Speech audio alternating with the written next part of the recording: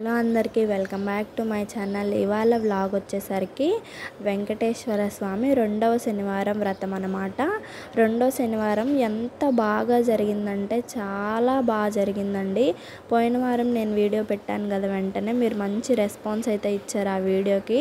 మీ అందరికీ పేరు పేరున థ్యాంక్ యూ సో మచ్ అండి. ఇంకా ఎవరైనా నా ఛానల్ని కొత్తగా చూస్తుంటే నా ఛానల్లో చాలా వీడియోస్ ఉన్నాయి, ఒకసారి చెక్అవుట్ చేసి నచ్చితే మీరు ఖచ్చితంగా సబ్స్క్రైబ్ చేసుకోండి. ఇవాళ ప్రసాదాలు వచ్చేసరికి చూపిస్తున్నాను కదా, అవైతే చేశాను అనమాట. స్వామివారికి నువ్వులు ఉండాలంటే ఇష్టం కాబట్టి నేను ప్రతివారం పెట్టాలి కాబట్టి ప్రతివారం చేద్దాం అనుకున్నాను. ఇష్టమో లేదో నాకు తెలియదండి, మళ్ళీ నేను ఏంటి ఇలా చెప్పావు అని అనుకోవద్దు. నేను స్వామివారిని అయితే అలా అలంకరించుకున్నాను. నాకు తులసిమాల ఎక్కడ దొరకలేదు, ఆకు కొంచెం పువ్వులాగా కొంచెం అయితే దొరికింది, సో అలా పెట్టాను. పిండి దీపాలకేమో అలా నామాలు పెట్టాను అనమాట. ఏంటి పిండి దీపాలు సరిగ్గా చేయలేదు అని అనకండి, నాకు అదే వచ్చు. అసలు నాకు పూజా విధానం ఇలా చేయడం ఫస్ట్ టైం అనమాట. ఫస్ట్ టైం అన్నా కూడా ఇంత హ్యాపీగా జరిగిద్దని నేను అనుకోలేదు. నెక్స్ట్ మనము దీపం ధూపం అన్నీ వెలిగించేసుకొని స్వామివారిని ఆచమనీయం చేయాలన్నమాట. గణపతిని కూడా ఆవాహనం చేసుకోవాలి. ఫస్ట్ నేను దీపాలు అయితే వెలిగించేసాను అనమాట.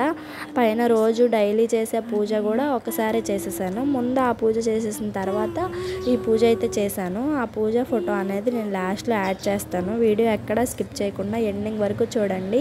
మీకు ఏమైనా డౌట్స్ ఉండి ఏదైనా ప్రసాదం చేయాలి చూపించండి అన్నా కూడా నేను ఈ వీడియోస్లో ఖచ్చితంగా పోస్ట్ చేస్తాను.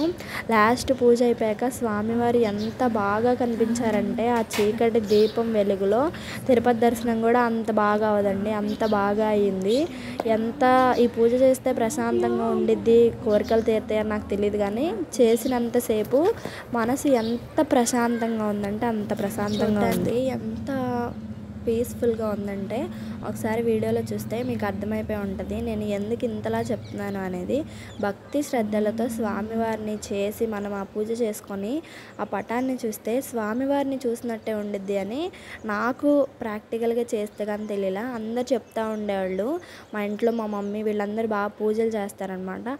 సరేలే అని ఊరుకునేదాన్ని, కానీ నేను ఒక హౌస్ వైఫ్ అయ్యి ఇప్పుడు చేస్తుంటే నాకు తెలుస్తుంది.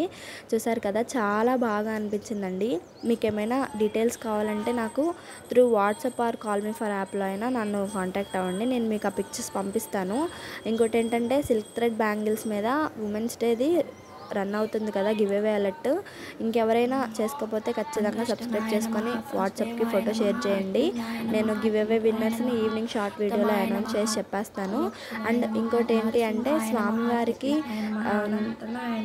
ధూపం దీపం నైవేద్యం ఆచమనీయం ఆవాహనం అని షోడచోపచార పూజలు పంచోపచార పూజలు ఉంటాయండి. సో నేను ఈ వీడియోలో అయితే అవి చెప్తున్నాను.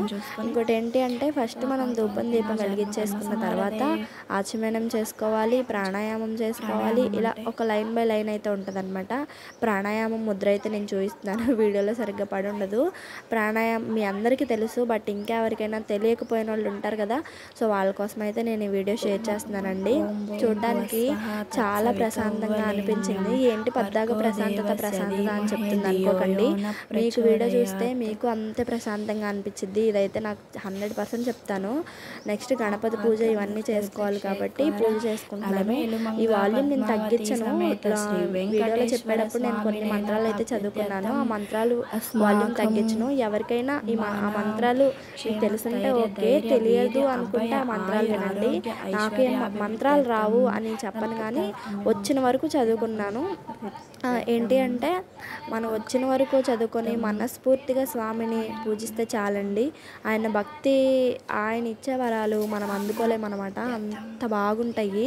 చూసారు కదా, చాలా బాగా అనిపించింది. ఇంకా నేను వాయిస్ ఇక్కడితో ఆపేస్తున్నానండి. ఇక్కడ నుంచి నా ఓన్ వాయిస్, బ్యాక్గ్రౌండ్ వాయిస్ కాకుండా నార్మల్ వాయిస్తో ఉంటుంది. సో అమ్మవారికి పూలు పెట్టుకొని ఇలా అలంకరించుకున్నాను. ఒక తులసిమాల లేదు, కానీ తులసి ఆకైనా లాస్ట్ మినిట్లో దొరికింది అనే కొంచెము ఇదైతే ఉంది. సాటిస్ఫాక్షన్ అనిపించలేదు నాకు, అది కూడా ఉంటే ఫుల్గా ఉండేది. ఫస్ట్ వచ్చేసరికి మనము పంచపాత్రలో పచ్చకర్పూరం యాలకులు తులసాకు వేసుకొని ఫస్ట్ అదైతే కలుపుకోవాలి. కలుపుకోవాలి. అది మన గుళ్ళో తీర్థం ఇస్తారు కదా, అలా అయితే అయ్యిద్ది లాస్ట్కి.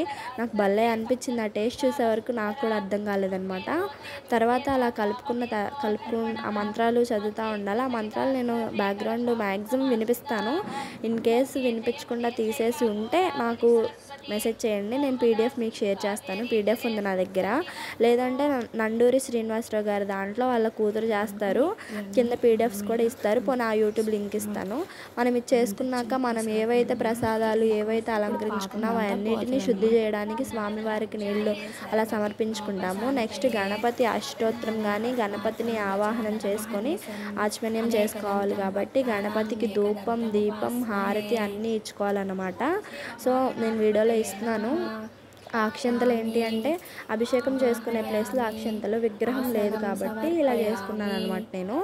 విగ్రహం కాకుండా నెక్స్ట్ మనము ఏదైతే ప్రసాదం ఆయనకి పెట్టుకున్నామో అది ఇలా నీళ్లు వేసుకొని స్వామివారికి ఇచ్చుకొని హారతి కూడా ఇచ్చుకోవాలన్నమాట.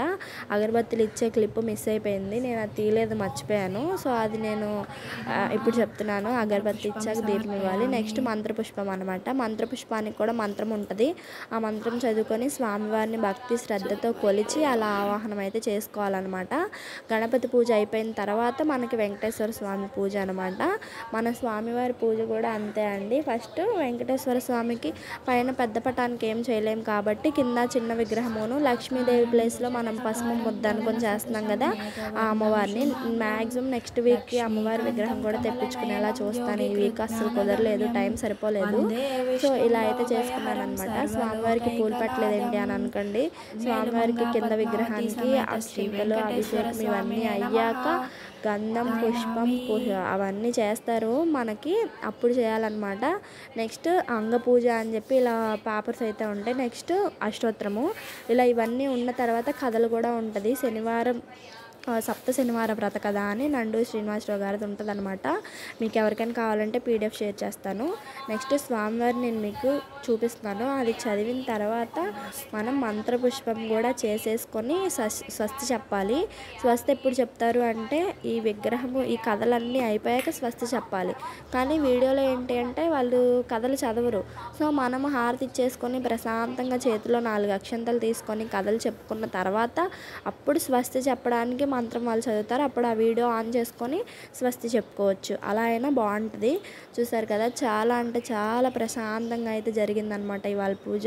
సో మీరు ఎవరైనా చేయాలి అనుకొని దూరంగా ఉంటే చేయండి. నేనే మీకు బెస్ట్ ఎగ్జాంపుల్ అండి. నాకు పూజలు ఇవన్నీ సెట్ అవ్వని టైంలో నేను చేసుకున్నాను. నాకు ప్రశాంతంగా అనిపించిందంటే అంత స్వామిదయే.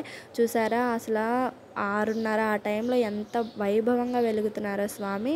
సో అంతే. ఇంకా వీడియో నచ్చితే సబ్స్క్రైబ్ చేసుకోండి. బాయ్.